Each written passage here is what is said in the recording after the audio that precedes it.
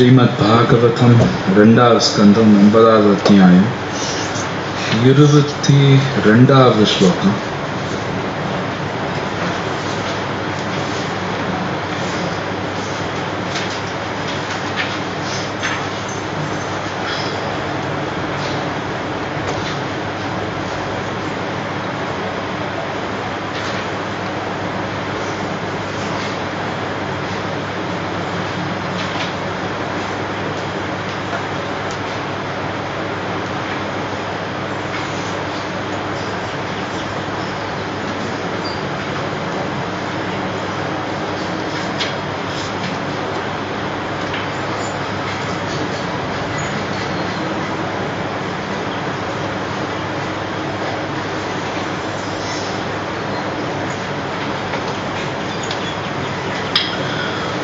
ओम नमो भगवते वासुदेवाय.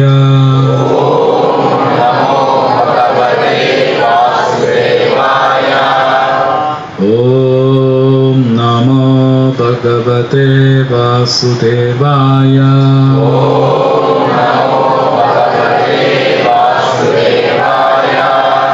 ओम नमो भगवते वासुदेवाय.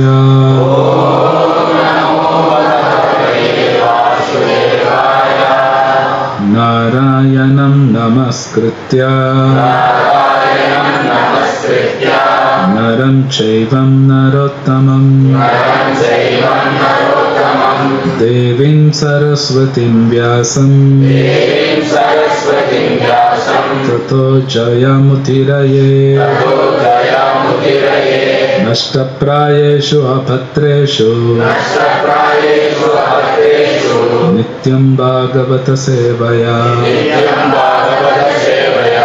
भगवती उत्तम श्लोके भक्तिर्भवति नैष्टिकी.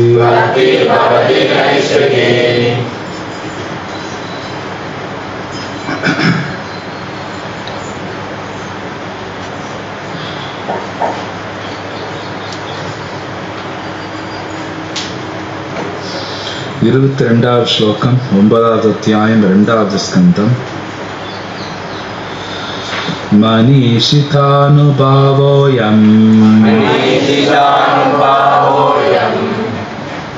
மனிஷிதானுபாவோயம்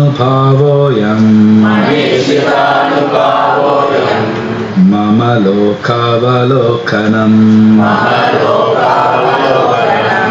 मम लोकावलोकनं यत् उपश्रुत्य रहसि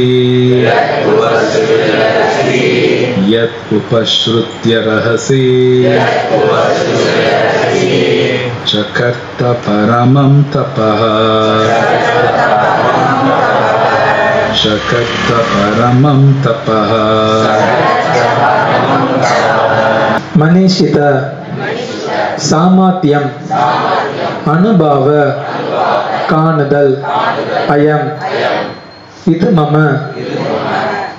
எனது லோக உலகம் அவலோகனம் நிஜமான அனுபவத்துடன் காண்பது. ஏனெனில் உபஸ்ருத்திய செவி சாய்த்தல் ரகசி கடுந்தவத்தில் சகா நிறைவேற்றியதால் பரமம் மிக உயர்ந்த தப தவம். மொழிபெயர்ப்பு பொருளை எழுதியவர் ஏசி பக்திவேதாந்த சுவாமி ஸ்ரீல பிரபுபாத். ஜெய ஸ்ரீல பிரபுபாத் கி. மொழிபெயர்ப்பு. எனது லோகங்களை சொந்தமாக அனுபவித்தறிவதே மிக உயர்ந்த பூரணத்துவம் ஆகும்.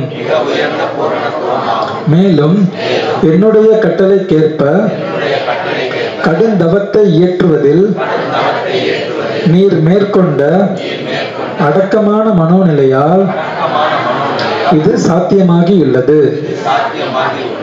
பொருளுரை. பகவானின் கருணையால் சொல்ல வேண்டிய அவசியம் இல்லை. பகவானின் கருணையால் நேருக்கு நேராக அவரை தரிசித்து அறிவதே மிக உயர்ந்த பூரணத்துவம் ஆகும். பக்தி தொண்டை நிறைவேற்ற சம்மதிக்கும் ஒவ்வொருவராலும் இந்நிலையை அடைய முடியும். ஆனால் வேத நூல்களில் உத்தரவிடப்பட்டவாறும் ஆன்மீக குருமார்களால் ஏற்றுக்கொள்ளப்பட்டவாறும் தொண்டாற்ற வேண்டும்.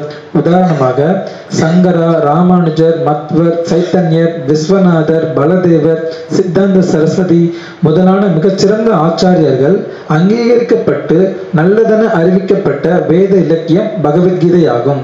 அதில் பகவான் ஸ்ரீ கிருஷ்ணர் ஒருவன் எப்பொழுதும் தம்மை பற்றி சிந்தித்துக் கொண்டும் தமது பக்தனாக இருந்தும் தம்மை மட்டுமே வழிபட்டு கொண்டும் தமக்கு முன் தலைவணங்கி கொண்டும் இருக்க வேண்டும் என்று உத்தரவிடுகிறார். இதை செய்வதால் ஒருவர் சந்தேகமின்றி பரமபதத்தை சென்றடைவது உறுதி. மற்றெல்லா ஈடுபாடுகளையும் கைவிட்டு ஒருவன் தயக்கமின்றி பகவானிடம் பூரண சரணாகதி அடைய வேண்டும். அத்தகைய பக்தனுக்கு பகவான் எல்லா பாதுகாப்புகளையும் வழங்குவார். இவையே மிக உயர்ந்த பூரணத்துவ நிலையை அடைவதற்குரிய இரகசியங்கள் ஆகும். பிரம்மதேவர் எவ்விதமான உயர்வு மனப்பான்மையும் இல்லாமல் இக்கொள்கைகளை பின்பற்றினார். இதனால் பகவானுடைய உலகம், பகவான் மற்றும் அவருக்கு சம்பந்தம் உள்ள பொருட்கள் ஆகியவற்றை அனுபவிக்கும் மிக உயர்ந்த பூரணத்துவ நிலையை அவர் பெற்றார். பகவானுடைய தேகத்திலிருந்து வெளியாகும் ஜோதியின் அருவ உணர்வு மிக உயர்ந்த பூரணத்துவ நிலை அல்ல. பரமாத்மா உணர்வும் உயர்ந்த நிலை அல்ல. மனேஷித எனும் சொல் இங்கு குறிப்பிடத்தக்கதாகும். அனைவரும் தங்களது பெயரளவேயான கல்வியில் பொய்யாகவோ அல்லது உண்மையாகவோ கர்வம் கொண்டுள்ளனர். ஆனால் மாயையிலிருந்து விடுபட்டு பகவானையும் அவரது உலகையும் அறிவதே கல்வியில் மிக உயர்ந்த பூரணத்துவ நிலை என்று பகவான் கூறுகிறார்.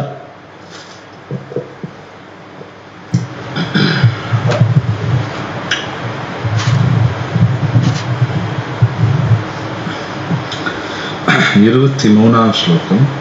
பிரத்யாதிஸ்தம் மயா தத்ர த்வயி கர்ம விமோஹிதே தபோ மே ஹிருதயம் சாக்ஷாத் ஆத்மாஹம் தபசோ நகா. மொழிபெயர்ப்பு: பாவமற்றவரே, கடமையில் நீர் கலக்கமுற்றிருந்த பொழுது தவத்தை மேற்கொள்ளுமாறு முதலில் கட்டளையிட்டது நானே என்பதை அறிவீராக. அத்தகைய தவமே எனது இதயமும் ஆத்மாவும் ஆகும். எனவே தவத்திற்கும் எனக்கும் வேறுபாடில்லை. பொருளுரை: முழுமுதற் கடவுளை நேருக்கு நேராக காண்பதற்கு உதவும் தவம் பகவானின் பக்தி தொண்டை தவிர வேறொன்றும் இல்லை என்பதை புரிந்து கொள்ள வேண்டும். ஏனெனில் பக்தி தொண்டை நிறைவேற்றுவதால் மட்டுமே பகவானை ஒருவரால் அணுக முடியும். அத்தகைய தவம் பகவானின் அந்தரங்க சக்தியாகும். அவரிலிருந்து அது வேறானதல்ல. அந்தரங்க சக்தியின் அத்தகைய செயல்கள் பௌதிக சுகத்திலுள்ள பற்றை துறக்கும் பொழுது வெளிப்படுகின்றன. நான் என்ற மமதையினால் ஜடபந்தத்தின் சூழ்நிலைகளில் ஜீவராசிகள் சிறைப்படுத்தப்படுகின்றன. ஆனால் பகவானின் பக்தி தொண்டில் ஈடுபடுவதன் மூலமாக இன்பம் அனுபவிக்கும் தன்மையிலிருந்து ஒருவன் விடுபடுகிறான். பக்தர்கள் சுயமாகவே பௌதிக இன்பத்திலிருந்து விடுபட்டு விடுகின்றன. இத்துறவு பக்குவமான அறிவால் ஏற்படுகிறது. எனவே பக்தி தொண்டானது அறிவையும் துறவையும் உள்ளடக்கியதாகும். பகவானின் திருலோகத்திற்கு திரும்பிச் செல்ல ஒருவன் விரும்புவானாயின் அவனால் மாயையான பௌதிக இன்பத்தை அனுபவிக்க முடியாது. பகவானின் சகவாசத்தில் ஏற்படும் உன்னத ஆனந்தத்தை பற்றி அறியாதவன் முட்டாள்தனமாக இந்த நிலையற்ற ஜட இன்பத்தை அனுபவிக்க விரும்புகிறான். பகவானை காண விரும்பும் அதே சமயம் இந்த ஜட உலகத்தையும் அனுபவிக்க விரும்புபவன் ஒரு முட்டாளாக கருதப்படுகிறான் என்று சைதன்ய சரிதமிருத்தத்தில் கூறப்பட்டுள்ளது. ஜட இன்பத்தை அனுபவிப்பதற்காக இங்கேயே நிரந்தரமாக இருக்க விரும்பும் ஒருவனுக்கு பகவானின் ராஜ்யத்திற்குள் நுழைவதற்கு உரிமை இல்லை. ஜட உலகில் பெற்றிருக்கும் அனைத்தையும் பறித்துக் கொள்வதன் மூலமாய் பகவான் அவனுக்கு ஆதரவு காட்டுகிறார். அந்த மூட பக்தன் தனது பௌதிக நிலையை திரும்ப பெற மீண்டும் முயலும் பொழுது கருணைமிக்க பகவான் மீண்டும் அவனது உடைமைகளை எல்லாம் பறித்து விடுகிறார். பௌதிக முன்னேற்றத்தில் ஏற்படும் தொடர்ந்த தோல்விகளினால் அவன் தனது குடும்ப அங்கத்தினர்கள் மற்றும் நண்பர்களின் பெரும் வெறுப்புக்கு ஆளாகிறான். இவ்வுலகில் எந்த வழியிலாயினும் பணம் திரட்டுவது திறனுள்ளவனை குடும்ப அங்கத்தினரும் நண்பர்களும் மதிக்கின்றனர். இவ்வாறாக அந்த மூட பக்தன் பகவானின் கருணையால் கட்டாயமாக தவத்தில் புகுத்தப்படுகிறான். இறுதியில் அவன் பகவானின் பக்தி தொண்டில் ஈடுபட்டு பூரண மகிழ்ச்சி அடைகிறான். எனவே தன்னிச்சையாகவோ அல்லது பகவானின் கட்டாயத்தாலோ தவத்தை ஏற்பதென்பது பகவானின் பக்தி தொண்டில் பூரணத்துவத்தை எய்துவதற்கு அவசியமானதாகும். இதனால் இத்தகைய தவம் பகவானின் அந்தரங்க சக்தி என கருதப்படுகிறது. ஆனால் பகவத்கீதையில் குறிப்பிடப்பட்டுள்ளதை போல் எல்லா பாவ விளைவுகளிலிருந்தும் முழுவதும் விடுபட்டுள்ள ஒருவனால் மட்டுமே பகவானின் வழிபாட்டில் தன்னை ஈடுபடுத்திக் கொள்ள முடியும். பிரம்மதேவர் பாவமற்றவராக இருந்ததால் தப என்ற பகவானின் அறிவுரையை அவர் எஜமான விசுவாசத்துடன் நிறைவேற்றினார். அவரிடம் திருப்தியடைந்த பகவானும் விரும்பிய பலனை அவருக்கு அளித்தார். எனவே அன்பாலும் தவத்தாலும் மட்டுமே பகவானை திருப்திப்படுத்தி அவரது முழுமையான கருணையை ஒருவனால் அடைய முடியும். பாவமற்றவர்களுக்கு பகவான் வழிகாட்டுகிறார். இதனால் பாவமற்ற பக்தன் வாழ்வின் மிக உயர்ந்த பூரணத்துவத்தை அடைகிறான். 24வது ஸ்லோகம். ஸ்ருஜாமி தபசைவேதம் கிரசாமி தபசா புனஹ பிபர்மி தபசா விஸ்வம் வீர்யம் மே துஷ்சரம் தபஹ. அத்தகைய தவத்தால் இப்பிரபஞ்சத்தை நான் படைத்து அதே சக்தியால் அதை காத்து மீண்டும் அதே சக்தியால் அவை அனைத்தையும் ஒடுக்கியும் விடுகிறேன். எனவே மறைந்துள்ள சக்தி தவம் மட்டுமே ஆகும். பொருளுரை: தவத்தை நிறைவேற்றும் பொழுது ஒருவன் பரமபதத்தை அடைவதில் உறுதியாகவும் எல்லா வகையான கஷ்டங்களையும் அனுபவிக்க தயாராகவும் இருக்க வேண்டும். பௌதிக செழுமை, பெயர் மற்றும் புகழ் ஆகியவற்றை அடைவதற்கும் கூட ஒருவன் கடுந்தவங்களை மேற்கொள்ள வேண்டியுள்ளது. இல்லையெனில் இவ்வுலகில் ஒருவராலும் முக்கிய புள்ளியாக முடியாது. பின் எதற்காக பக்தி தொண்டின் பூரணத்திற்காக கடுந்தவங்கள் விதிக்கப்பட்டுள்ளன? உடம்பு நலுங்காத வாழ்வும் கிருஷ்ண உணர்வில் பூரணத்துவம் அடைவதும் இணைந்திருக்க முடியாது. எந்த ஜீவராசியை விடவும் பகவான் அதிக திறமை உள்ளவராவார். எனவே பக்தி தொண்டில் ஈடுபட்டுள்ள பக்தன் எவ்வளவு சிரமம் எடுத்துக் கொள்கிறான் என்பதை அவர் காண விரும்புகிறார். உத்தரவு பகவானிடமிருந்து நேராகவோ அல்லது உண்மையான ஆன்மீக குருவின் மூலமாகவோ பெறப்படுகிறது. அவ்வுத்தரவு எவ்வளவு சிரமமானதாக இருப்பினும் அதை நிறைவேற்றுவதே கடுந்தவமாகும். விதிகளை உறுதியாக பின்பற்றுபவன் பகவானின் கருணையை பெறுவது நிச்சயம்.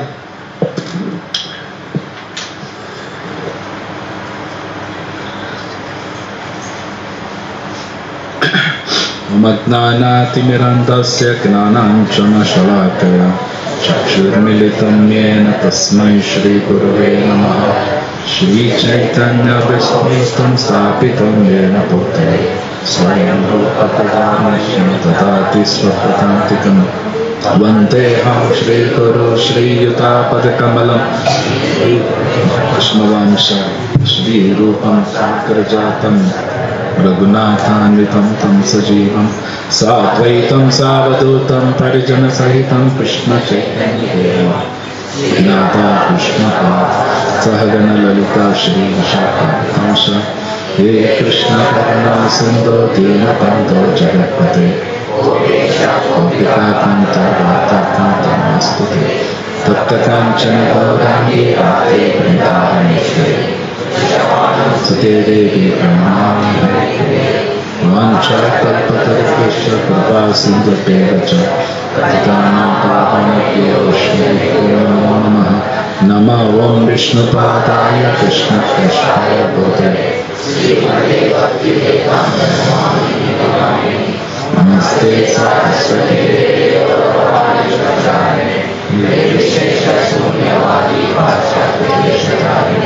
जय श्री कृष्ण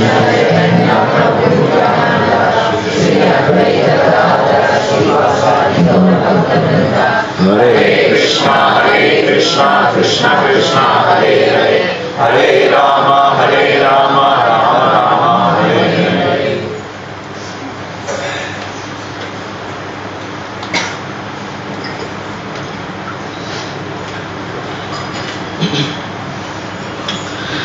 हरे कृष्ण.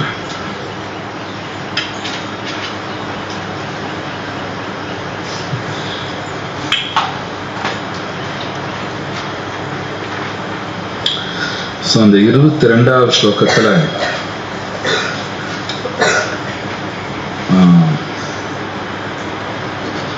கிருஷ்ணரே சொல்றார், பகவானை புரிஞ்சுக்கணும் அப்படின்னாலே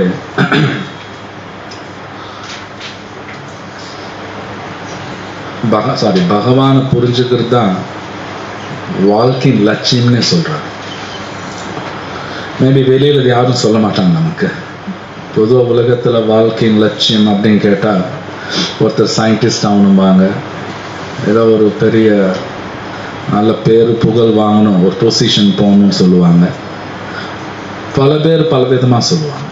ஆனால் பகவத்கீதையில் கிருஷ்ணரே சொல்கிறார், கதிர் பர்த்தா பிரபு சாட்சி, கத்தி அப்படின்னா டெஸ்டினேஷன், அப்படின்னா இலக்கு, கோல். கிருஷ்ணரே சொல்றார், வாழ்க்கையில என்னத்தான் நீ கோலா வச்சுக்கணும் அப்படிங்கிறார். கிருஷ்ணன் இந்த ஸ்லோகா இருக்கு, கத்திர் பர்த்தா பிரபு சாட்சி. ஏன் கிருஷ்ணர் அப்படி சொல்றார் அப்படின்னா, அதுக்கும் பதில் கிருஷ்ணர் கொடுக்கிறார். நான் யாரும் உனக்கு தெரிஞ்சாதான் நீ சந்தோஷமாவே இருப்ப அப்படிங்கிறார். அதுவும் கிருஷ்ணர் சொல்றார். சம்டைம்ஸ் வீட்டில் கூட பெரியவங்க, பெற்றோர்கள், இல்லை வீட்டில் உள்ள தாத்தா பாட்டி இவங்கெல்லாம் குழந்தைன்னு சொல்லுவாங்க, நான் சொன்னபடி கேளும்பா, நான் சொன்னபடி கேள்றான்பா.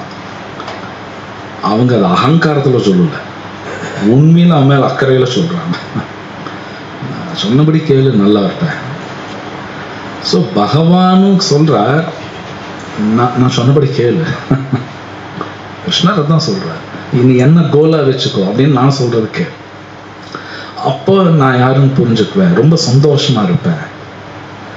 ஸோ வாழ்க்கையின் லட்சியம் அதாங்கிறார். சொல்லப்போனால் நம்ம எல்லாருக்குமே, இந்த உலகத்துல எல்லாருக்குமே ஓரளவுக்கு புத்தி இருந்தா கூட, ஓரளவுக்கு ஜென்ரலாக கோவிலுக்கோ சர்ச்சுக்கோ போனாங்கன்னா வாழ்க்கையில் அமைதி வேணும்னு கேட்பான். ஓரளவு புத்தி இருந்தா கூட பணம் கேட்க மாட்டான், எனக்கு அமைதி கொடுங்க, வாழ்க்கையில் ஒரு சாந்தி கொடுங்க. கிருஷ்ணா ரொம்ப கிளியரா பகவத்கீதையில் சொல்ற, ஞாத்வாமாம் சாந்தி மிருச்சதின்றார்.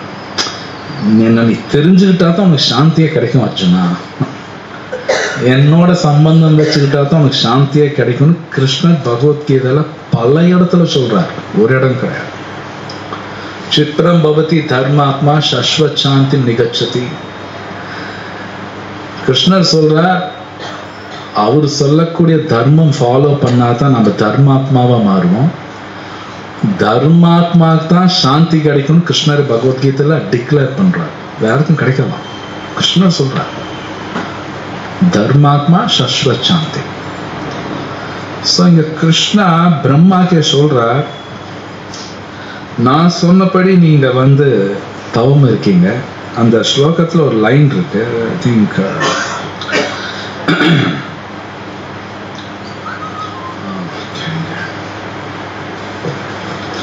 பிரபுபாத் மென்ஷன் பண்ணியிருக்காரு.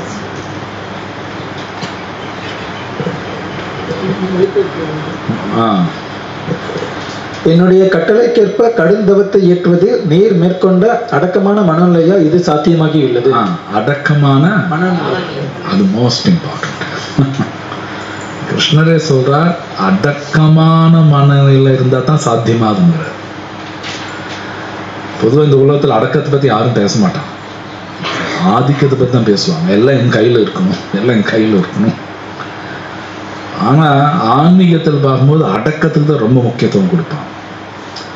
நீ காலையில மங்களார்த்திக்கு வந்தீங்கன்னா சிக்ஷாஷ்டம்னு ஒன்று சொல்லுவாங்க, அதுல திருநாதபி சுனீச்சேனா ஒரு ஸ்லோகம் வரும். அதுலயும் பார்த்தீங்கன்னா அடக்கமா இருந்தா தான் நாம சொல்ல முடியும்பாங்க. ஸோ இந்த அடக்கமான மனநிலைங்கிறது நம்ம கற்றுக்கெல்லாம் முடியாது. அது ஏதோ ஜஸ்ட் ஏதோ ஒரு கடைக்கு போய் ஒரு ஸ்வீட் வாங்குற மாதிரி அப்படியெல்லாம் வாங்க முடியாது. பகவான் சொல்றது கேட்க ஆரம்பிச்சா தான், மோஸ்ட் இம்பார்ட்டன்ட் ஹரே கிருஷ்ணா சொல்ல ஆரம்பிச்சா தான் அடக்கமான மனநிலைங்கிறது வரும். நாமளா ஒரு அடக்கமா ஷோ எல்லாம் பண்ண முடியாது, அது கண்டுபிடிச்சிருவாங்க. ஷோ பண்ண முடியாது, உண்மையிலே அடக்கமா இருக்கும். அது எப்படின்னா, இவன் சில பிரபுபாத் போய் கேட்கறாரு, எப்படிங்க அடக்கமா இருக்குன்னா அடக்கமா இருக்கு அவ்வளவுதான் அப்படின்ட்டு. நான் முன்னாடி சொன்னபடி ஒரு சாவி எடுத்து உங்க கையில கொடுக்குற மாதிரி அப்படியெல்லாம் கொடுக்க முடியாது. அவங்கவுங்க ஹரிநாமத்தை சொல்லி பகவத்கீதை படிக்கத்தான் அந்த அடக்கம் வரும் தானா. ஆக்சுவலி வரும்னா புரிய ஆரம்பிக்கும். என்ன புரியும்னா, உண்மையிலே இந்த உலகத்துல நம்மனால எதுவுமே பண்ண முடியாதுன்னு புரியும். இது இன்ஃபீரியர் காம்ப்ளெக்ஸ் கிடையாது. இன்ஃபீரியர் காம்ப்ளெக்ஸ்னா அர்த்தம் அது கிடையாது. இன்ஃபீரியர் காம்ப்ளெக்ஸ் வேற, என்ன தாழ்வு மனப்பாங்க, அது வேற. இது உண்மையிலே ஒருத்தர் பகவத்கீதா படிச்சாங்கன்னா எல்லாமே கிருஷ்ணர் தான் பண்றாருன்னு உண்மையில உணருவாங்க. நான் ஒண்ணுமே பண்ணல, மொத்தம் அவரு தான் பண்றாரு. இது நம்ம பேசுறோம், நானும் பேசுறேன், நான் உணர்ந்துட்டேன்னு சொல்ல மாட்டேன். ஆனா உண்மையில கிருஷ்ணா அதெல்லாம் பண்றாரு. இது பகவத்கீதையில் கிருஷ்ணரே சொல்றாரு. ஈவன் நம்ம ஒருத்தருக்கு மேல கருணை காட்டணும்னு வைங்க, நான் கருணை காட்டினெல்லாம் கிடையாது, நான் தான் உனக்கு கருணை காட்டினேன் அப்படின்னா அது அகங்காரம். கிருஷ்ணர் சொல்றார், நிமித்த மாத்திரம் பவ சவ்ய சாட்சி. நாம் ஒருத்தர் கருணை காட்டுறோம்னா நாம் ஆக்சுவலா காட்டல, அந்த நபர் மேல கிருஷ்ணர் தான் காட்டுறாரு. நாம அங்க ஒரு இன்ஸ்ட்ருமெண்ட், ஒரு கருவியா இருக்கும், அவ்வளவுதான். இப்ப நம்ம குழந்தைங்க ஒரு 1 கோடி ரூபாய் சொத்து தரேன்னு வைங்க, நான் தான் அவன் சொத்து கொடுத்தேன். இன்னும் அவனுக்கு சொத்து யாருன்னா கிருஷ்ணர் கொடுக்கிறார், நான் கருவி. நான் இல்லைனாலும் அவன் சொத்து கிடைச்சோம், நான் இருந்தா தான் அவங்க சொத்து கிடைக்கும், நான் போயிட்டாலும் அவங்க சொத்து கிடைக்கும். ஸோ பகவத்கீதையில் கிருஷ்ணர் ரொம்ப அழகா பேசுறார். இந்த உலகத்துல நாம எல்லாரும், ஏன் ஆச்சாரியர் உள்பட எல்லாருமே கருவிதான். நான் செஞ்சேன், என்னால உனக்கு இது கிடைச்சதுன்னு யாராவது சொன்னாங்கன்னா கிருஷ்ணர் சொல்றார், அப்படி யாராவது சொன்னான்னா அவன் பெரிய முட்டாள் அர்ஜுனா அப்படிங்கிற. அகங்காரா விமூடாத்மா. கிருஷ்ணர் சொல்றார் விமூடா. மூடன்னா புரியலையா, விமூடான்னா ஸ்பெஷல் ஸ்பெஷல் பைத்தியக்காரன் சொன்னாங்க. ஆக்சுவலி இது உண்மை. நம்மளால எதுவுமே செய்ய முடியாது. இப்ப நான் உட்கார்ந்து பேசுறேன் அப்படின்னா கூட இந்த பேசுறதுக்கான புத்தி சக்தியும் கிருஷ்ணர் தான் கொடுக்கிறார் தவிர இட்ஸ் நாட் நான் உட்காந்து படிச்சு புரிஞ்சுக்கு நான் பேசலாம் கிடையாது. அப்படி நான் நினைச்சேன் நான் பைத்தியக்காரன். அதே மாதிரி நீங்க உட்காந்து கேட்கறீங்கன்னா உங்களுக்கு கேட்குது புரியுதுனாலும் அதுவும் கிருஷ்ணர் தான் பண்றாரு. இட்ஸ் நாட் நீங்களா உட்காந்து நீங்களா கேட்கறீங்க நீங்களா புரிஞ்சுக்கிறீங்கன்னோ அப்படியெல்லாம் ஒன்றும் கிடையாது. புரிய வைக்கிறதும் கிருஷ்ணா தான், பேச வைக்கிறதும் கிருஷ்ணா தான், மொத்தம் அவர் தான் பண்றாரு. ஆனா என்னன்னா அவர் சீன்ல இல்லாத மாதிரி இருக்கும். ஜஸ்ட் லைக் இப்போ சினிமா பார்க்குறான்னு வைங்க, அதில் பல பேர் பார்க்க நடிப்பாங்க. ஆனால் ஆக்சுவலாக நடிக்க வைக்கிறாருன்னா டைரக்டர், அந்த டைரக்டர் சினிமாலே இருக்க மாட்டார். ஓகே, டைரக்டர் நீ சினிமாலே பார்க்க முடியாது. ஆனால் அவங்க ஏன் அப்படி நடிக்கிறாங்கன்னா பின்னாடி இந்த டைரக்டர் சொல்லி தான் அவன் பண்ணுறான். அது மாதிரி அந்த டைரக்டர் எப்படி சீன்லேயே தெரிய மாட்டாரோ பகவான் நம்ம கண்ணு சட்டுன்னு தெரிய மாட்டார். அஃப்கோர்ஸ் அவரை பார்க்கலாம், முடியாதுன்னு கிடையாது, டக்குன்னு பார்க்க முடியாது. ஸோ அவரை பார்க்கறதுக்கு பிரம்மாவே தவம் இருக்கார். அந்த ஸ்லோகத்தில் ஒரு மாதிரி அது என்ன வார்த்தை, சப்மிசிவ் ஆட்டிடியூட், அடக்கமான, மோஸ்ட் இம்பார்ட்டன்ட். அது நம்ம படிக்கணும். ஒரு தூய பக்தரோட சங்கத்தில் இருந்தால் தான் இதெல்லாமே புரியும். நாமளா படிச்சு புரிஞ்சுக்க முடியாது. அஃப்கோர்ஸ் படிக்கணும், கண்டிப்பாக படிக்கணும். நான் படித்தா நான் புரிஞ்சுக்குவேன்னா அப்படியெல்லாம் புரிஞ்சுக்க முடியாது. சாஸ்திரம் அப்படி கிடையாது. கிருஷ்ணரும் சொல்றாரு, ஜஸ்ட் நான் படித்தேன் எல்லாம் புரிஞ்சுக்கிட்டேன் அப்படின்னு அது அகங்காரம், ஒழுங்காலும் புரியாது. பட் இருந்தாலும் சில பிரபுபாத் புஸ்தகங்கள் படிக்கிறதுனால என்ன நடக்கும்னா, இது உண்மை, பியூரிஃபிகேஷன் நடக்கும். அப்படின்னா தூய்மை அது நடக்கும். ஆக்சுவலி நடக்கும். ஒருத்தர் டெய்லி பகவத்கீதை படிக்கிறாங்க, புரியல, ஓகே, படிக்க படிக்க தூய்மையாகும். இதெல்லாம் உண்மை, சும்மா கிடையாது.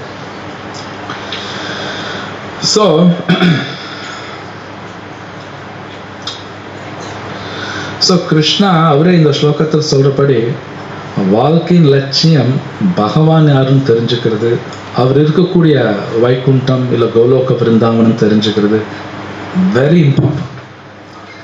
ஏன் அது ரொம்ப முக்கியம், ஏன் இந்த உலகத்துக்கு என்ன அப்படின்னு சில பேர் கேள்வி கேட்கலாம்.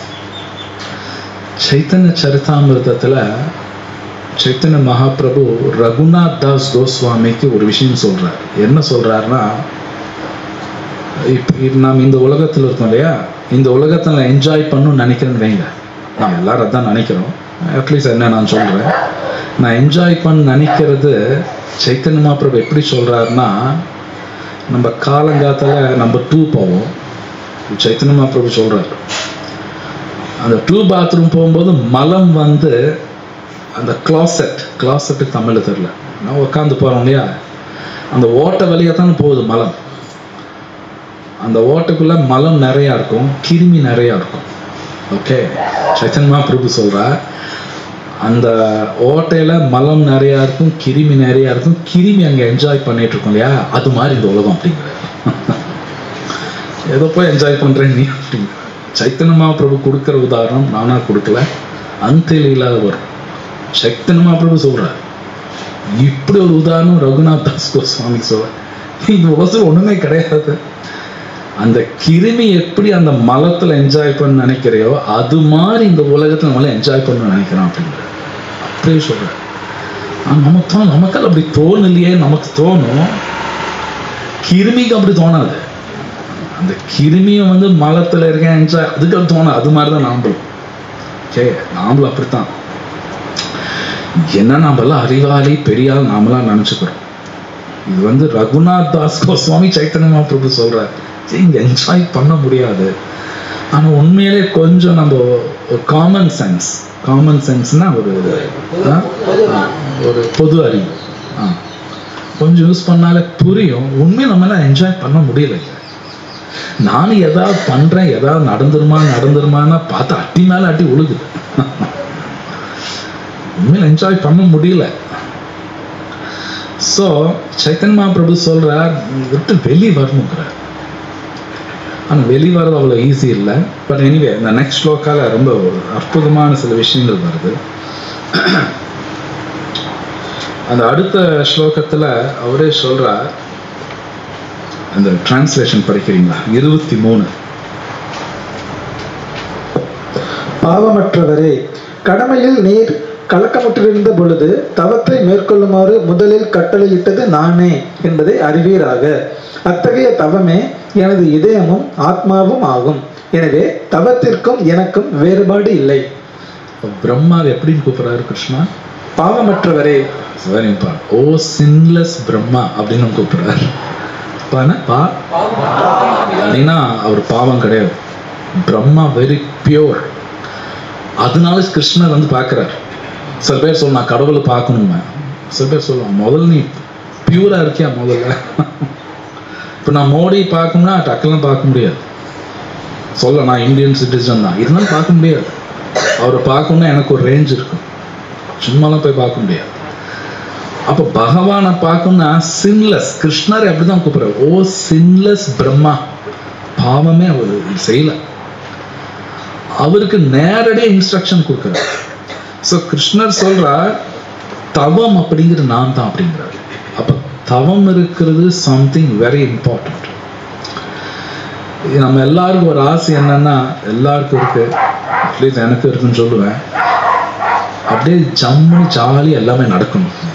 அப்படியே ஆன்மீகமாகவும் சூப்பரா இருக்கணும், பௌதிகமாகவும் சூப்பரா இருக்கணும், ரெண்டும் ஃபேண்டாஸ்டிக்கா போகணும். இந்த ஆசை எல்லாத்துக்கும் இருக்கும். அது யாருக்குமே நடக்காது. இந்த ரெண்டுல ஏதோ ஒண்ணுதான் கொடுப்பாங்க, அது நான் சூஸ் பண்ணிக்கணும். ஒன்னா ஆன்மீகமா ஹை கிளாஸா போகலாம், பௌதிகமா ஹை கிளாஸ், ரெண்டும் வேணும்னா கிடையாது, அது கிடையாது. பிரபுபாத் நிறைய இடத்துல எழுதியிருக்காரு, they cannot go together அப்படிம்பாரு. ரெண்டும் ஒட்டுக்கா போகாது. ஆனால் நமக்கு அந்த ஆசை இருக்கு.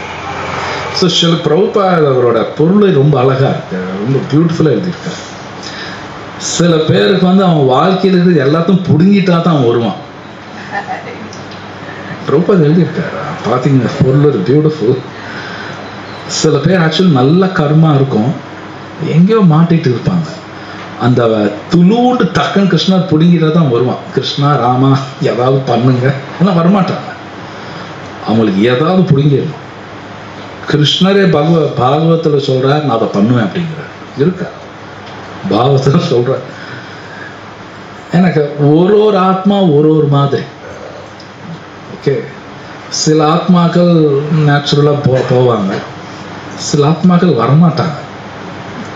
அப்போ சம்டைம்ஸ் எப்படி சம்டைம்ஸ் ஸ்கூல்லையோ எங்கேயாவது 2 அடி வச்சா தான் கேட்பான் இல்லையா, அது மாதிரி கிருஷ்ணர் 2 தட்டு தட்டுவார். தட்டுவார்னு என்ன, மெயினாக காசுல தான் கை வைப்பார். இது ஆக்சுவலி உண்மை, பொய்யெல்லாம் கிடையாது. கிருஷ்ணரே சொல்ற, ஒரு மனுஷன்ட்ட காசு இல்லை அப்படின்னா தான் அவன் சுத்தி இருக்கிறவன்ட்ட எப்படி நடந்துக்குவான்னு அப்பதான் அவனுக்கு புரியும். அதுவரையும் அவனுக்கு தெரியாது. அவன் கையில ஒத்தனா இல்லைன்னு வைங்க, அவன் சொந்தக்காரங்களோ கூட பிறந்தவங்களோ பெற்றோர்களோ கல்யாணம் பண்றவங்களோ எப்படி நடத்துவாங்கிறது அப்போதான் தெரியும். பிரபுபா நேக்கட் ட்ரூத் அப்படிம்பாரு. அப்படின்னா என்ன வெளி உண்மை, அப்பதான் உண்மை அவன் கண்ணுக்கு தெரியும். என் கையில நல்ல பைசா இருக்குன்னு வைங்க, எல்லாரும் என் கூட இருப்பான். ஓ நீங்க தான் பெரிய ஆளுங்க அப்படி இப்படின்னு ஏதோ சொல்லுவாங்க, நாமளும் நம்பிக்குவோம். ஒத்தனா இல்லைன்னு வைங்க, அப்பதான் யார் யார் எங்கிட்ட எப்படி பழகுறாங்கன்னு தெரியும். அது வரைக்கும் தெரியாது, எல்லாம் அப்படித்தான் இருக்கும். ஸோ கிருஷ்ணாக்கு இது எல்லாமே தெரியும். ஏன்னா இந்த ஆத்மா வரணும் வரமாட்டேங்குது, தூக்கு முதல்ல காசுலையோ இல்லை வாழ்க்கையில வேற எங்கேயாவது கை வச்சுக்குவார். மேபி அவன் பர்சனல் லைஃப்ல கை வைக்கலாம், சில பேர் காசுல கை வைக்க மாட்டார், பர்சனல் லைஃப்ல கை வச்சுக்குவார்.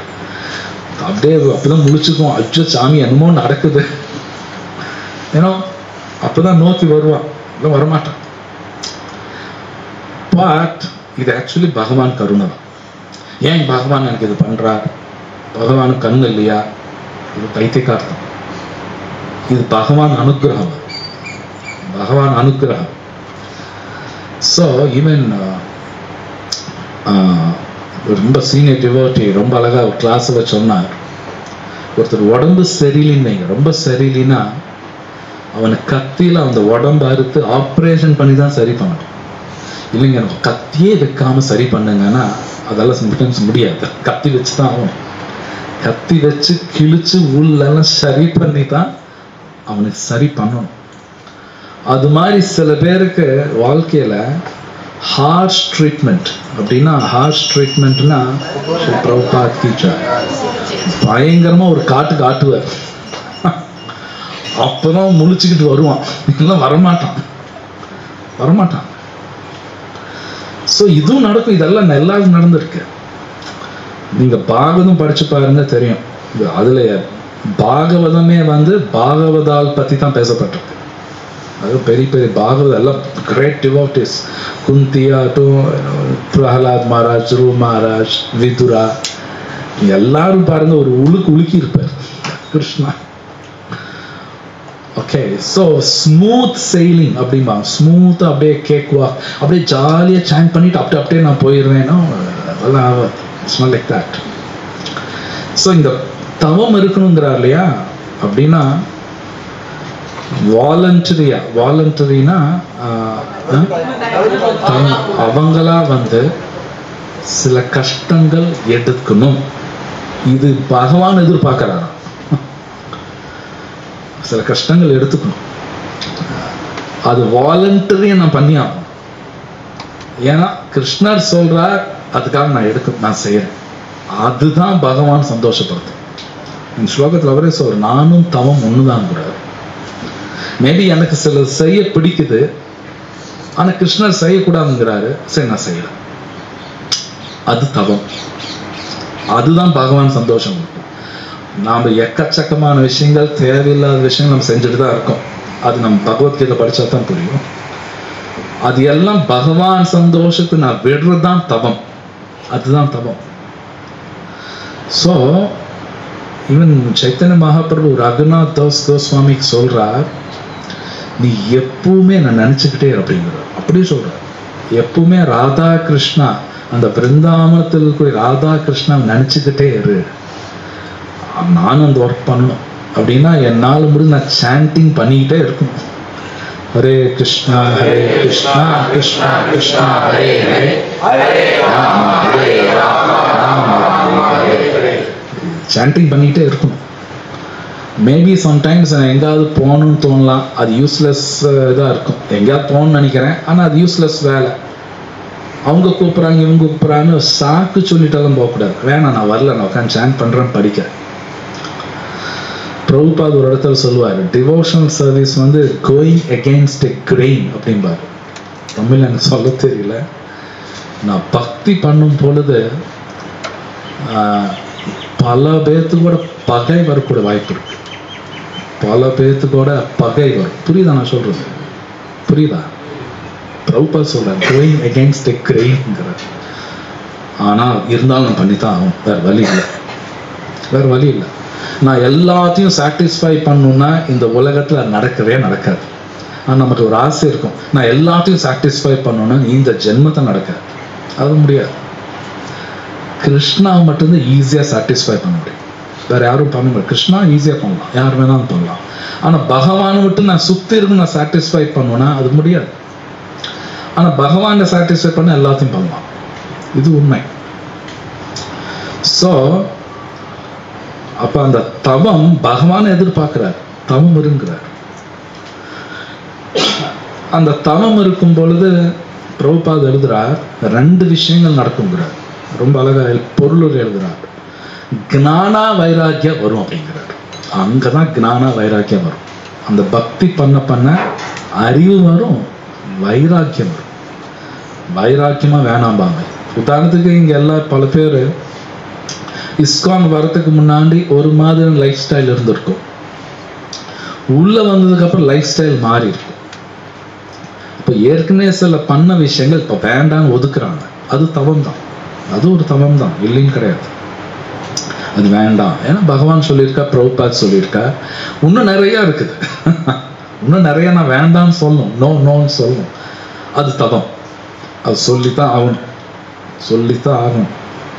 அந்த டீப்பா உள்ள இறங்காமல் வாலண்டரியா சில கஷ்டம் ஏத்துக்காம கிருஷ்ணர் கிடைக்க மாட்டார். சில கஷ்டங்கள் நான் வாலண்டரியானா நானா ஏத்துக்கணும். ஜஸ்ட் லைக் கசப்பான மருந்து உடம்பு சரியில்லைன்னா நாம்பளா போட்டுக்கிறோம் இல்லையா, வாலண்டரியா நான் சில கஷ்டங்கள் ஏத்துக்கிட்டா தான் கிருஷ்ணர் கிடைக்கும். உண்மையை சொல்லுவான், பகவான் ரொம்ப கருணை உள்ளவர், எல்லாத்துக்கும் அது பண்ணிட்டு தான் இருக்கார். அது நிறைய பேருக்கு புரியாது உண்மை. என் வாழ்க்கையில அட்டி விழுந்ததுன்னா ஏன் விழுந்தது, பகவான் கருணை காட்டுறாரு, முழிச்சுக்கோ அட்லீஸ்ட் இப்பயாவது. ஸோ பிரபுபாத் ரொம்ப அழகா அந்த 23ஆம் ஸ்லோகத்துல அந்த பொருளுரையில கடைசி பேரால ஃபர்ஸ்ட் சென்டென்ஸ் படிங்க. ஆனால் பகவத்கீதையில் குறிப்பிடப்பட்டுள்ளதைப் போல் எல்லா பாவ விளைவுகளிலிருந்தும் முழுவதும் விடுபட்டுள்ள ஒருவனால் மட்டுமே பகவானின் வழிபாட்டில் தன்னை ஈடுபடுத்திக் கொள்ள முடியும். ஆக்சுவலி தமிழ் ஒரு மாதிரி இருக்கு, இங்கிலீஷ் நல்லா இருக்கு. எல்லா பாவங்களிலிருந்து விடுபட்டா தான் பக்தி யோகத்துக்குள்ளே வர முடியும் பிரபுபாத் எழுதியிருக்கார். இது பகவத்கீதையில் இருக்கு. ஏஷாம் துவந்த கதாம் பாபம் ஜனனாம் புண்ணிய கர்மனாம், கிருஷ்ணர் சொல்றார். எல்லா பாவத்திலிருந்து விடுபட்டா தான் பக்தி யோகத்துக்குள்ள வர முடியும்னா, இப்ப நாம பண்றதுல என்னன்னு கேள்வி வருது. இப்போ நம்ம எல்லாம் விடுபட்டமா என்ன, ஹரே கிருஷ்ணன்லாம் சொல்றேன். பகவத்கீதை ஸ்லோகாருக்கு பிரபுபாத் கிளியரா எழுதியிருக்காரு, டிவோஷனல் சர்வீஸும் வர முடியாதுங்கிறார். சைத்தன்ய மகாபிரபுவோட கருணை என்னன்னா, ஆக்சுவலி இது உண்மை. இந்த ஹரே கிருஷ்ண மகா மந்திரா வந்து ஒரு 500-600 வருஷம் முன்னாடி யாருக்கும் தெரியாது, இருக்கு தெரியாது. ரொம்ப ஹை கிளாஸான பர்சன் தான் இந்த மந்திராவை கொடுப்பாங்க, வேற யாருக்கும் கொடுக்கவே மாட்டாங்க. ஹரே கிருஷ்ணன் கொடுத்தது கிடையாது.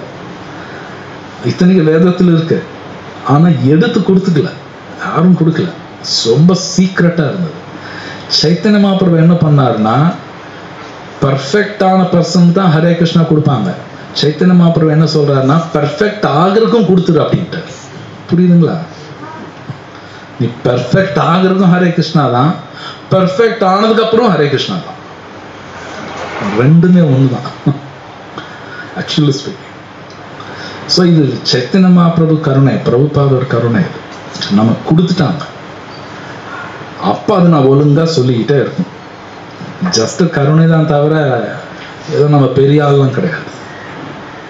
ஈவன் டெய்லி நம்ம பகவத்கீதை படிக்கிறோம்னு எங்க பேச்சுக்கு பகவானோட கருணை அது ஏதோ கருணை, பகவான் பக்தரோட கருணையில் தான் நடக்கும்.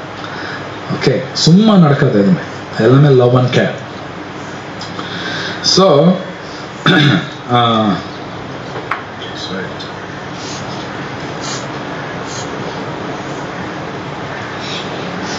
ஸோ இந்த பொருளுரையில் அந்த 23 பொருளை பிரபுபாத் ரொம்ப அழகாக எழுதியிருக்கிற மாதிரி, பாகவத்தில் கிருஷ்ணா வந்து யுதிஷ்டிர மகாராஜ் சொல்றார், உண்மையிலே ஒருத்தன் கருணை காட்டணும்னா சொல்ற அவன் கஷ்டம் நான் கொடுப்பேன் அப்படின்னு அவரே சொல்றார். ஸோ இதான பகவத்கீதை படித்தாதே இதெல்லாம் புரியும், பாகவதம் படிக்கும்போது தான் புரியும். ஸோ சம்டைம்ஸ் கஷ்டம் வந்து நல்லது, ஏன்னா அந்த கஷ்டத்தில் எல்லாம் புரியும். பல பேர்த்தோட உண்மையான ஸ்வரூபம் தெரியும், உண்மையான ஸ்வரூபம் தெரியும். ஸோ பட் நம்ம கிருஷ்ணோட பக்தர்கள் பார்க்கும்பொழுது நல்ல வசதியானவங்க இருக்காங்க, ஏழைங்களும் இருக்காங்க, பல விதமான கஷ்டப்பட்ட எல்லா விதமான பக்தர்கள் இருப்பாங்க. பட் எல்லாருமே வந்து கிருஷ்ணர் மறக்காம இருந்தாங்க, எல்லாரும் கிருஷ்ணருக்கு தவம் இருந்தாங்க. Most important. ஸோ இப்போ இந்த கலியுகத்தில் நாம் இருக்கக்கூடிய தவம் என்னன்னா சாண்டிங் தான். ஹரே கிருஷ்ணா ஹரே கிருஷ்ணா கிருஷ்ணா கிருஷ்ணா ஹரே ஹரே ஹரே ராம ராம ராம ஹரே ஹரே. இதுக்குள்ளே பெரிய தவம் இதுதான். ஆனா என்னன்னா சில பிரபுபாத் சொல்றா, இது வந்து ஒழுங்கா பண்ணணுங்கிறார். மோஸ்ட் இம்பார்ட்டன்ட் தவம் பிரபுபாத் சொல்றார், தினமும் 16 மாலைகள் பெர்ஃபெக்டா அட்டென்டிவ் சாண்டிங் அப்படிம்பாங்க. அட்டென்டிவ்னா தமிழ் என்ன? கவனமா சொல்லும். காலையில இந்த 10 அபராதத்துல கடைசி அபராதம் தான் 10வது, மதர் ஆஃப் ஆல் அஃபென்சஸ் அப்படிம்பாங்க. அந்த ஒரு அபராதம் பண்றதுனால எல்லா பிரச்சனையும் நடக்கும். ஆக்சுவலா அதுதான் மெயின். பிரபுபாத் சொல்ற கவனமா சொல்லும் பாரு. ஆனால் நிறைய பேர் என்ன சொல்றேன், கவனமா சொல்ல மாட்டேன், அங்கதான் தப்பு நடக்குது. அந்த ஒரு தப்பு நடக்கனால பல தப்புகள் நடந்துகிட்டே வரும். ஜஸ்ட் லைக் ஒரு மேத்தமேட்டிக்ஸ் இருக்கு, ஒரு 10 ஸ்டெப் இருக்குன்னு வைங்க. ஃபர்ஸ்ட் ஸ்டெப்ல தப்பு பண்ணாலே சப்சீக்வெண்ட் ஸ்டெப்ஸும் தப்பு தான். புரியுதுங்க நான் சொல்றது? மேலே தப்பு பண்ணியாச்சு, அப்ப வர ஒரு ஸ்டெப்பும் தப்பு தான்.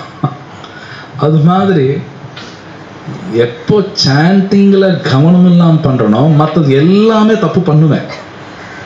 பட் இருந்தாலும் அப்படியாவது சாண்ட் பண்ணுங்கிறாங்க.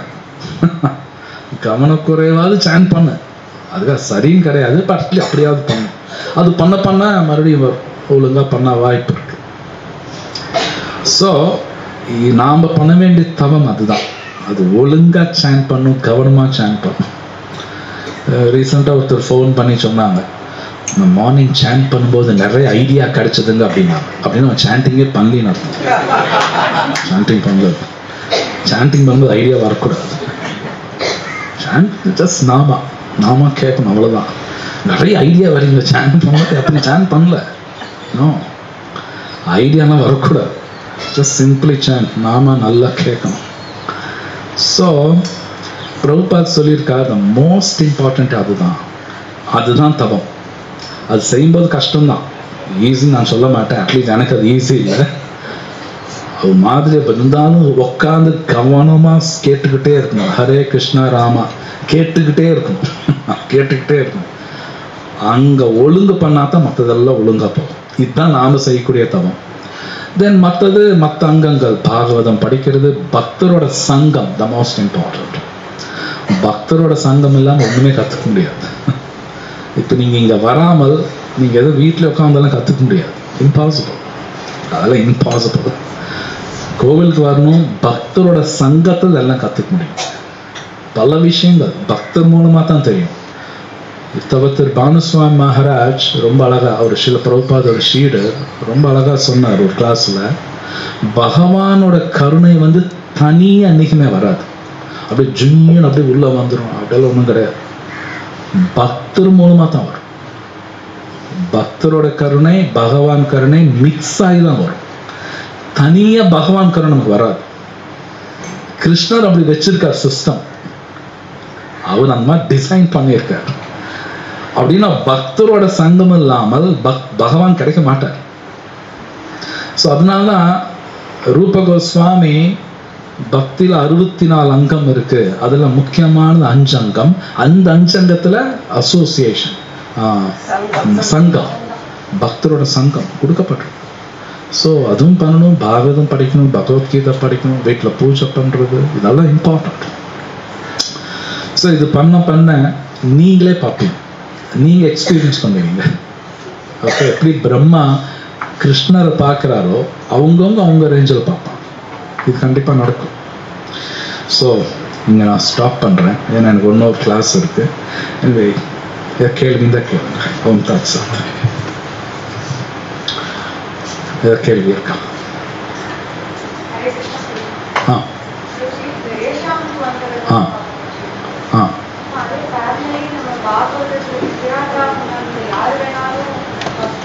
எஸ்.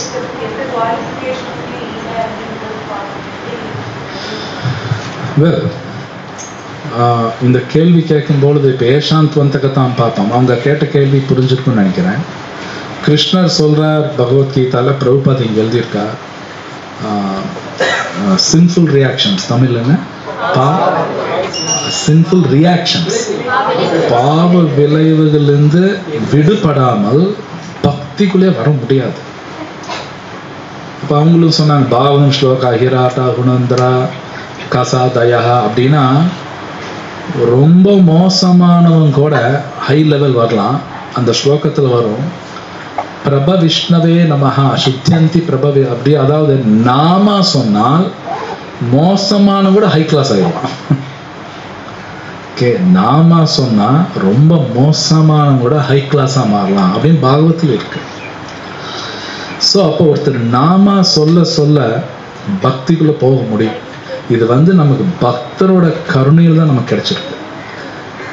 நான் எலிஜிபிள் ஆயிட்டேன் அப்படின்னா, நான் எனக்கு தகுதி கிடைஞ்சிருச்சு நான் நினைச்சேன்னா அகங்காரம். எனக்கு தகுதி கிடைச்சிருச்சுன்னு நான் சொல்லக்கூடாது. இது யாரோட கருணையும் நமக்கு தெரியாது. யார் எப்படி கருணை காட்டணும்னு நமக்கு தெரியாது. சம்டைம்ஸ் நம்ம ஒருத்தர் பார்த்தே இருக்க மாட்டோம், அவரு கருணையிலும் நம்ம சாண்ட் பண்ணுவோம். இது நமக்கு தெரியாது. இதெல்லாம் புரிஞ்சுக்கிறதே கஷ்டம். இப்போ உதாரணத்துக்கு கிளாஸ் முடிஞ்சோம் பிரசாதம் கொடுப்பாங்க. நீங்கள்லாம் சாப்பிட்டதுக்கப்புறம் அந்த தட்டெல்லாம் வாஷ் பண்ணுவீங்க, கை கழுவீங்க, வாயெல்லாம் கழுவீங்க. அந்த தட்டில் பிரசாதம்ல ஒட்டி இருக்கும், கையில் ஒட்டி இருக்கும், வாய்க்குள்ளே இருக்கும். அது நீங்கள் கொப்பளிப்பீங்க. அது டிச்சுக்குள்ளே போய் டிச்சுக்குள்ளே ஏதோ ஒரு கிருமி சாப்பிட்டுச்சுன்னு வைங்க, அது பக்தி பண்ணும். புரியுதுங்களா? அந்த கிருமி ஏதோ ஒரு கிருமி, அது யார் துப்புனா கூட அது தெரியாது. அது சாப்பிட்டுன்னா அது ஏதோ ஜென்மத்தில் போய் பக்தி பண்ணும். நாம் கூட அப்படி வந்திருக்கலாம், நமக்கு தெரியாது. ஸோ இந்த பானுசுவாமி மகாராஜ் ரொம்ப சொன்னார், இந்த கருணை எப்படி வந்ததுன்னு யாருமே சொல்ல முடியாது. பட் இந்த கருணை பல கோடி ஜென்மமா நமக்கு அக்யூமுலேட் ஆயிருக்கு. அக்யூமுலேஷன்னா சேர்ந்து இருக்கு. சேர்ந்ததுனால இங்க உட்காந்துருக்கோம், அவ்வளவுதான். இட்ஸ் நாட் தட் நம்ம பெரிய ஆளு, நம்மள அறிவாளி, அப்படி கிடையாது. ஸ்ரீல பிரபுபாத் கி ஜெய். So it's just a mercy of a devotee, அவ்வளவுதான். இது நாங்கள் எப்படி வந்தோம், நான் இன்னும் பாவம் செஞ்சுட்டு இருக்கேன், ஹரே கிருஷ்ணா சொல்றேன். Just mercy of Prabhupad mercy, Chaitanya Mahaprabhu mercy, அவ்வளோதான். இது நம்ம கண்டுபிடிக்க முடியாது. டிஃபிகல்ட். வேற கேள்வி இருக்கா?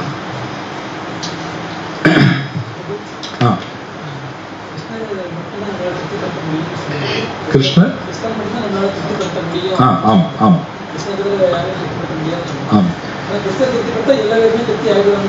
எஸ்.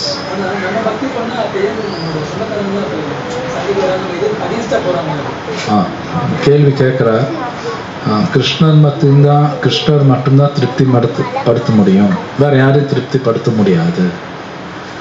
அப்புறம் இன்னொன்று சொல்றீங்க, கிருஷ்ணரை திருப்திப்படுத்தினா எல்லாத்தையும் திருப்திப்படுத்திடலாம்னு சொல்றீங்க. ஆனா ஏன் என் சொந்த காரணம் சண்டைக்கு வராங்க? ரெண்டு கேள்வி. முதல் கேள்வி பதில் சொல்றேன்.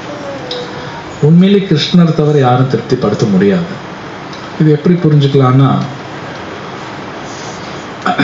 Very simple. உங்க கல்யாணம் ஆனவங்கள்ட்ட போய் ஒரு கிளாஸ் தண்ணி கொடுத்து லைஃப்ல ஹாப்பியா இரு அப்படின்னா, ஒரு தண்ணி கொடுத்து லைஃப் பூரா ஹாப்பியா இருனா அது எப்படி? ஓகே, ஒத்துக்கவே மாட்டாங்க. வேற ஒரு கிளாஸ் தண்ணி கொடுத்து பி ஹாப்பி,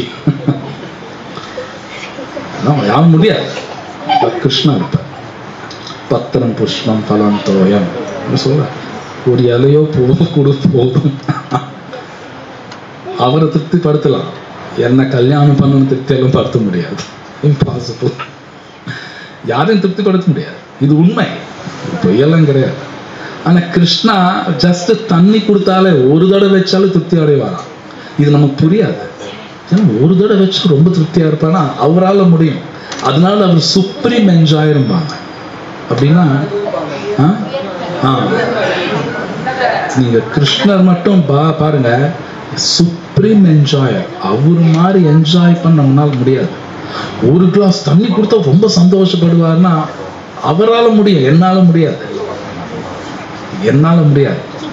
அதனால அவர் சுப்ரீம் என்ஜாயர். ரெண்டாவது கேள்விக்கு வர,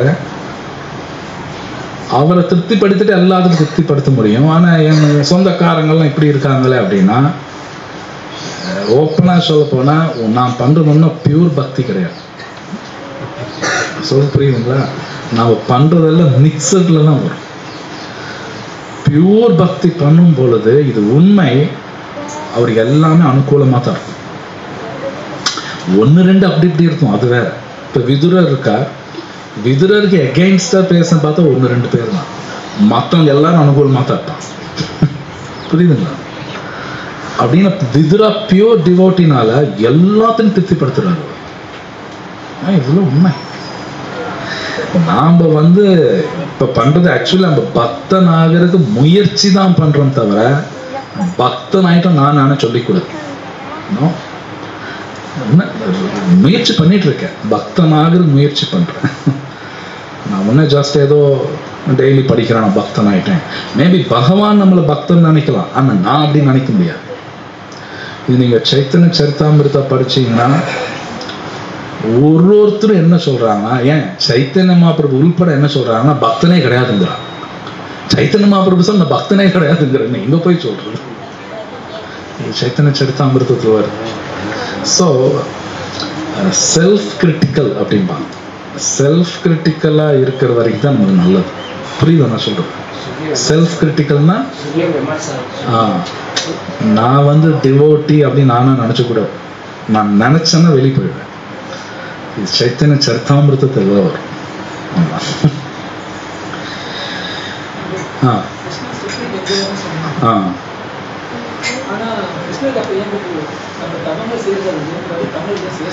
ஏன் அவர் என்ன கேள்வி கேட்கிறான்னா, கிருஷ்ணா சுப்ரீம் என்ஜாய்ன்னு சொல்றீங்க, நான் என்னையும் தவம் இருக்க சொல்றாருன்னா நான் சரியாகணும்னு அவர் எதிர்பார்க்கிறார்.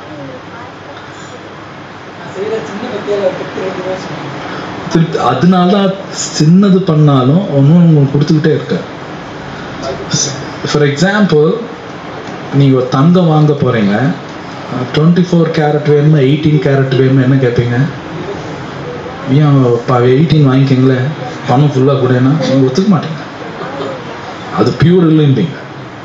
அப்போ நீங்களே பியூராக தானே வேணுங்கிறீங்க, அவர் அதை எதிர்பார்க்குறாரு. பியூராவா என்கிட்ட அப்படிங்கிற. புரியுதுங்களா? அவர் நம்மள பியூரா வாங்குறாரு, இம்பியூரா வரவேணா, பியூராவா தப்பு என்ன இருக்கு? அதான் பியூர் டிவோஷனல் சர்வீஸ். இப்போ நம்ம பண்றதுல மிக்ஸ் பியூரிஃபை பண்ணும். பியூரிஃபை கிருஷ்ணா பியூர் ஆய்வா, ஏன் இம்பியூரா ஒன்றும் ஏற்றுக்க மாட்டீங்களா? வந்தால் மறுபடியும் திருப்பி இங்கே வந்துடுவேன். அது அவருக்கு எல்லாம் தெரியும். நாமளும் அந்த மாதிரி பிளான் எல்லாம் போடுவோம். அவர் கூட இருக்க முடியாது. பியூரா இருந்தால் தான் அவர் கூட இருக்க முடியும். ஸோ வேற எதாவது கேள்வி இருக்குங்களா? இன்னைக்கு பார்த்த ஸ்லோகா சம்பந்தப்பட்டது.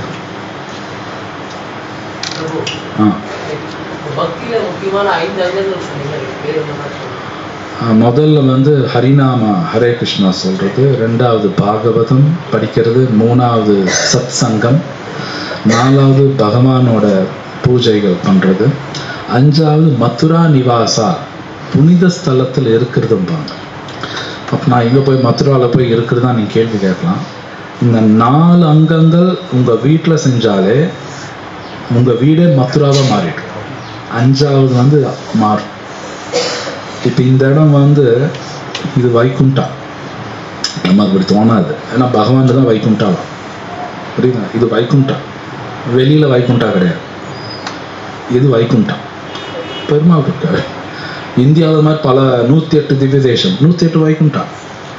பெருமாள் எங்கெல்லாம் கோயிலுக்கு அது வைகுண்டா தான். நமக்கு அது புரியாது. பகவான் அனுகிரகம் கலியுகத்தில் பல வைகுண்டா இருக்கு, அது நான் யூஸ் பண்ணிக்கிறேன். அது நமக்கு புரியாது. இது ஆர்டினரி பிளேஸ் கிடையாது. நிறைய பேர் தான் சொல்லு உள்ள வந்து இங்க கேட்கும்போது நல்லா இருக்குங்க, வெளியே போனா வேற மாதிரி. அது எனக்கு வைகுண்டா, இங்க உள்ள வந்து நல்லா தான் இருக்கும், வெளியே போகும்போது மனசு மாறும். பட் ஹரே கிருஷ்ணா சொல்லிட்டு இருந்தா அந்த அட்மாஸ்பியர் இருக்கும். அந்த வைகுண்ட அட்மாஸ்பியர் எங்க வேணாலும் கிரியேட் பண்ணலாம். நாம சொல்லலாம். இதுதான் 5. வேற ஏதாவது கேள்வி இருக்குங்களா? ग्रंथराज श्रीमद् भागवतम की जय, श्री प्रभुपाद की जय और प्रेमानंद।